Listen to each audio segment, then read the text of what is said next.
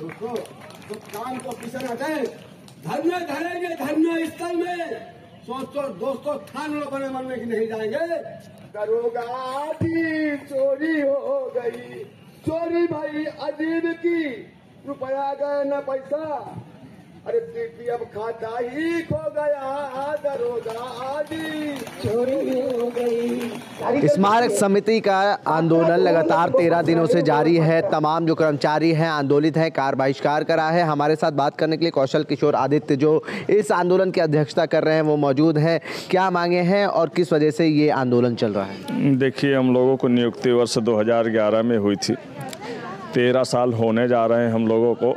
1300 एवं 1400 grade pay हम लोगों को नियुक्ति हुई थी, जबकि हम लोग को पुनरीक्षित वेतन मांग कर रहे हैं। हम लोग लगातार शासन प्रशासन से अपने अनुरोध कर रहे हैं। निरंतर प्रयास जारी है और लगभग 167 कर्मचारी भाई हमारे परसों तक ख़त्म हुए थे। परसों इसी आंदोलन में बैठे बैठे एक सूचना और आई कि एक कर्मचारी हमारे बीच और ख़त्म हो गए, जिनका परिवार आश्रित को सेवा प्रदान की जाए। तीसरी चीज़ ये है कि हम लोगों के भविष्य निधि खाते के लिए 10% की कटौती की जा रही वेतन से हमारे, उसका अभी तक कोई ब्यौरा उपलब्ध नहीं कराया गया है। पिछले वर्ष लखनऊ विकास प्राधिकार सचिव मुख्य प्रबंधक स्मारक समिति के महोदय के द्वारा एक FIR दर्ज कराई गई थी, जिसमें 10 करोड़ 75 लाख रुपए का गबन हुआ था। तो तब हम लोगों को पता चला कि जो हम लोगों ने 10% कटौती करवाई है, कहीं ना कहीं उस पर डकैती पड़ रही है और लगभग 700-800 करोड़ रुपया हो गया है समस्त कर्मचारियों का। तो हम चाहते हैं कि हम लोगों का एक भविष्य निधि खाते का CPF अकाउंट खुलवाया जाए, नियोक्ता अंशदान जमा कराया जाए और समय समय पर जो सरकार के द्वारा ब्याज दरें तय की गई हैं वो ब्याज दरें तय करके जो है हम लोगों का पैसा एक समस्त कर्मचारियों को एक यूनिक इंडेक्स नंबर उपलब्ध कराया जाए खाता खुलवा करके। चौथी चीज़ ये है कि हम लोग सवेतन चिकित्सा अवकाश की मांग कर रहे हैं। सवेतन चिकित्सा अवकाश की मांग इसलिए कर रहे हैं कि हमारा कर्मचारी किसी EL या CL जैसे छुट्टियों के अभाव में अपना इलाज नहीं करा पाता है, घर पे रहता है, तो विभाग से आर्थिक रूप से भी उसका वेतन बाधित हो जाता है और शारीरिक रूप से जब वो टूट रहा होता है तो उस कंडीशन में उसका इलाज भी नहीं हो पाता। उसकी चपेट में लगभग हमारे 167 कर्मचारी भाई ख़त्म हो गए हैं। और चौथी चीज़ ये है कि पाँचवीं चीज़ ये है कि हम लोगों को 13 वर्ष होने जा रहे हैं, जबकि 10 वर्ष में स्थायी पदोन्नति हो जानी चाहिए, लेकिन अभी तक हम लोगों को 13 साल हो गए। 3 साल बाद द्वितीय पदोन्नति आ जाएगी। तो हम लोगों का भविष्य अंधकार में जा रहा है कि भाई इस तरीके से कैसे काम चलेगा। 1300 ग्रेड पे हम लोग हमारे कर्मचारी भाई कैसे काम करेंगे। और छठवीं चीज़ तो ये है कि हम लोगों का जो निरंतर 12-13 साल से वेतन वृद्धि दी जा रही थी, जो वो वेतन वृद्धि 1400 ग्रेड पे के कर्मचारियों को लगभग 700 कर्मचारियों का वेतन वृद्धि रोक दी गई है। अभी 1300 ग्रेड पे में हमारे लगभग 3500 कर्मचारी हैं। जुलाई 24 में उनका भी बाधित कर दिया जाएगा वेतन वृद्धि। DA और वेतन वृद्धि ही एक सरकारी कर्मचारी के लिए सबसे बड़ा वो माना गया है कि इसी से जो है उसकी भरपाई होती है और महंगाई उसको कवर करती है। तो जब ये चीज़ें रोक दी जाएंगी तो हम लोग तो एक हिसाब से फिर जहाँ हैं वहीं के वहीं रुक जाएंगे। और 2016 में 7वां वेतन आयोग आया, 2023 चल रहा है, हम लोगों को 7 पे भी कमीशन मिलना चाहिए, उसकी भी हम लोग मांग कर रहे हैं। स्मारक समिति कर्मचारियों को लगभग 13 साल सेवा होने जा रहे हैं, लेकिन अभी तक हम लोगों को क्या कहते हैं बोनस का लाभ नहीं दिया गया है। जबकि एक प्राइवेट का काम करने वाला भी, परचून की दुकान में भी काम करने वाले वर्कर को मालिक जो है 1 किलो मिठाई 1 जोड़ी कपड़ा देता है दीपावली में, लेकिन हम लोगों को बोनस के लिए बजट भी उपलब्ध कराया जाता है, लेकिन दिया नहीं जा रहा है। यही सारी चीज़ें मांगे हैं। और सबसे बड़ी मांग ये है हमारी कि जो संबंधित दोषी अधिकारी हैं, विभागीय हो या शासन में बैठे हुए जो संबंधित अधिकारी हैं, उन पर भी कठोर कार्रवाई हो। हम लोगों की मांगें पूरी हो। माननीय मुख्यमंत्री महोदय जी से अनुरोध करेंगे कि वो निरंतर अपने कोष से हम लोगों को बजट दे रहे हैं, फिर मालूम नहीं पड़ रहा है कि माननीय मुख्यमंत्री जी की कृपा कहाँ रुकी हुई है। संज्ञान में ले, संज्ञानित कराना चाहते हैं। एक बार स्मारक समिति परिवार की तरफ ध्यान आकर्षित करें और हम लोगों की मांगों को पूरा कराएं। जो संबंधित दोषी अधिकारी हैं उनको सख्त निर्देश दें कि तत्काल प्रभाव से आदेश निर्गत करें। इस तरह की कड़कड़ाती ठंड में हमारा कर्मचारी भाई बैठा हुआ है, 12 दिन हो गए या 13वां दिन है। आज से हम लोगों का कार्य बहिष्कार भी जारी हो गया है। बहिष्कार भी हम लोगों ने कर दिया है। तो इस आंदोलन में क्या सिर्फ लखनऊ के ही कर्मचारी शामिल हैं या पूरे उत्तर प्रदेश के कर्मचारी भी शामिल हैं? पूरे उत्तर प्रदेश के 75 जिले से कर्मचारी हैं हमारे। नोएडा और बादलपुर में भी जो हमारे स्मारक पार्क बने हुए वहाँ से भी कर्मचारी आ रहे हैं। जी जी। तो अब जो आपको जैसे जो मांगे हैं आपकी, क्या उससे संबंधित आप लोग किसी अधिकारी से या किसी बड़े नेता से मिले हैं? अपनी जो समस्याएं हैं उनके सामने रखा आपने? नहीं, अभी तक हमारी किसी बड़े नेता से कोई बातचीत नहीं हुई है, न मुलाकात हुई है इस संदर्भ में। लेकिन हाँ, 2 बार हमारी वार्ता हुई शासन में बैठे हुए सचिव महोदय, प्रमुख सचिव आवास शहरी नियोजन जो स्मारक समिति के अध्यक्ष हैं, उनकी वो छुट्टी पे चल रहे थे। लेकिन 2 बार हम लोगों ने प्रयास किया माननीय मुख्यमंत्री महोदय जी को ज्ञापन सौंपने के लिए। 20 दिसंबर को भी किए थे और 27 दिसंबर के लिए भी किए थे। तो 20 दिसंबर को जब हम लोग वार्ता करने के लिए गए तो भी वही चीज़ें आई कि आप लोगों को मिलना नहीं चाहिए। 4th क्लास की कर्मचारी भर्ती जो आप लोगों की हुई है वो गलत तरीके से हुई है, आप लोग को आयोग से आना चाहिए। तो 4th क्लास कर्मचारी 1300 ग्रेड पे 1400 ग्रेड पे कर्मचारी कहाँ आयोग से आता है, कहाँ से लिखित परीक्षा आती है, हमको ये नहीं समझ में आता। क्योंकि इस तरह से सचिव महोदय हम लोगों से वार्ता कर रहे हैं, वो वार्ता विफल रही। दूसरी बार जब हम लोग 27 दिसंबर को माननीय मुख्यमंत्री महोदय जी को ज्ञापन सौंपने के लिए तैयारी बनाए, तो उससे पहले हम लोगों को 26 दिसंबर को मुलाकात हुई, वो भी वार्ता विफल रही। वहाँ हम लोगों को कमरे में बुला करके मुख्य प्रबंधक महोदय और प्रबंधक प्रशासन स्मारक समिति पूर्व से ही मौजूद थे, शासन में बैठे हैं वो सचिव रणवीर प्रकाश जी के पास।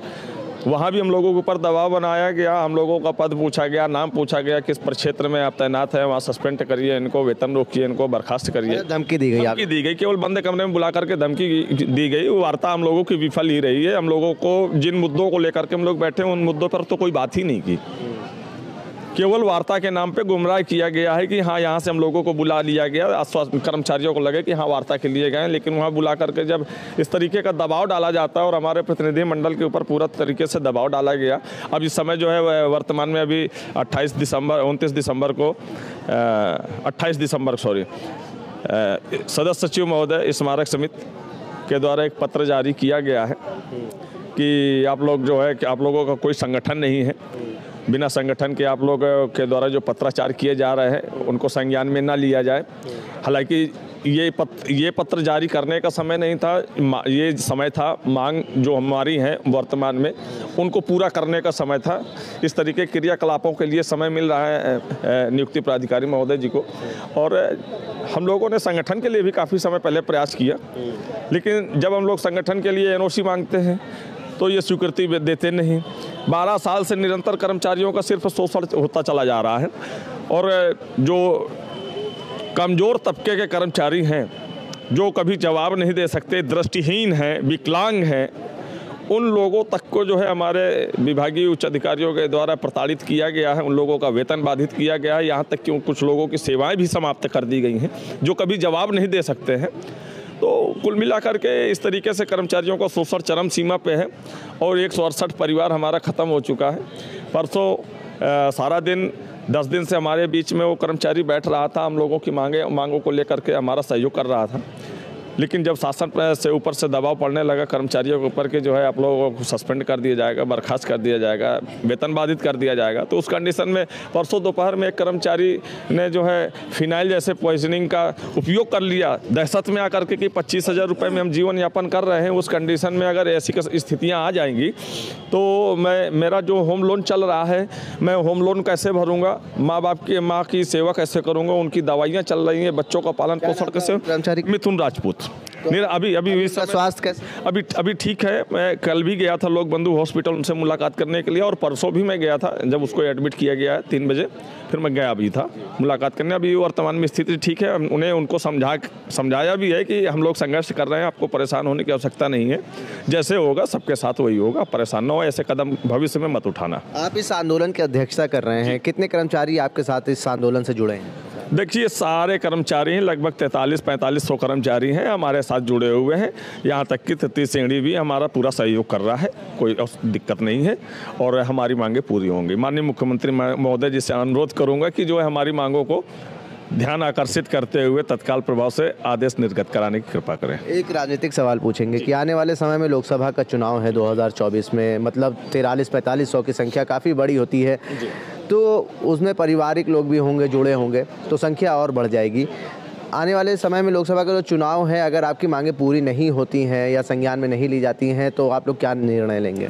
देखिए सबसे पहले तो मैं आपको ये बता दूं, हमारा स्मारक समिति का कर्मचारी लगभग 1500 2000 कर्मचारी निर्वाचन का कार्य कर भी रहे हैं, जो डोर टू डोर जा कर के लोगों के निर्वाचन का कार्ड बनाना, बीएलओ और सुपरवाइजर का भी कार्य कर रहे हैं हम।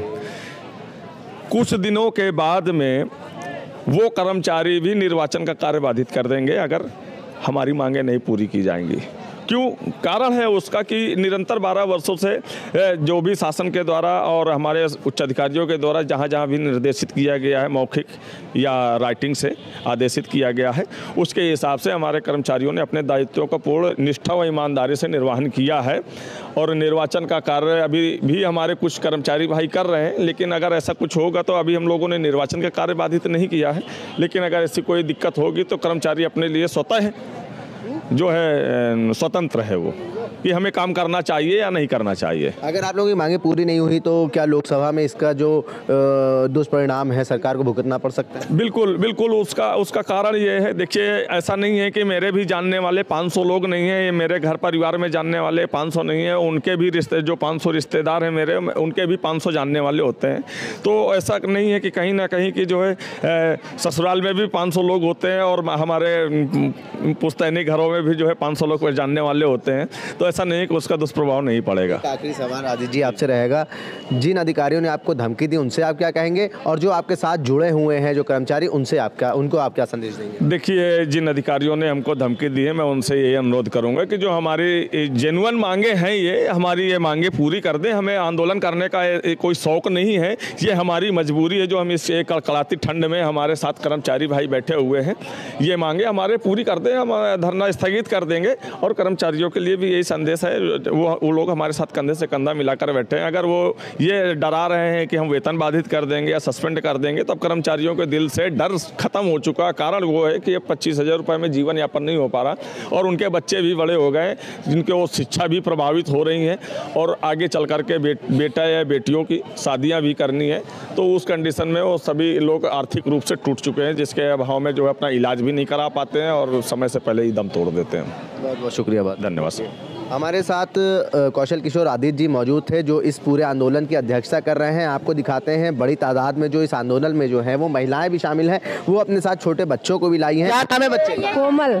कोमल कितने साल की? 3 साल की। 3 साल की। बताओ, बैठेंगे नहीं जब हमारी मांगे पूरी ना हो रही तो क्या होगा? ठंड में तो हम बैठेंगे। बोलो मालती दीदी। तमाम जो महिलाएं हैं इस आंदोलन में शामिल हैं, उनका कहना है कि हमारी मांगे पूरी हो जाएंगी तो हम इस आंदोलन को खत्म कर देंगे। जनसंदेश टाइम्स के लिए कैमरा पर्सन जिशान खान के साथ आकिब मिराज खान, लखनऊ।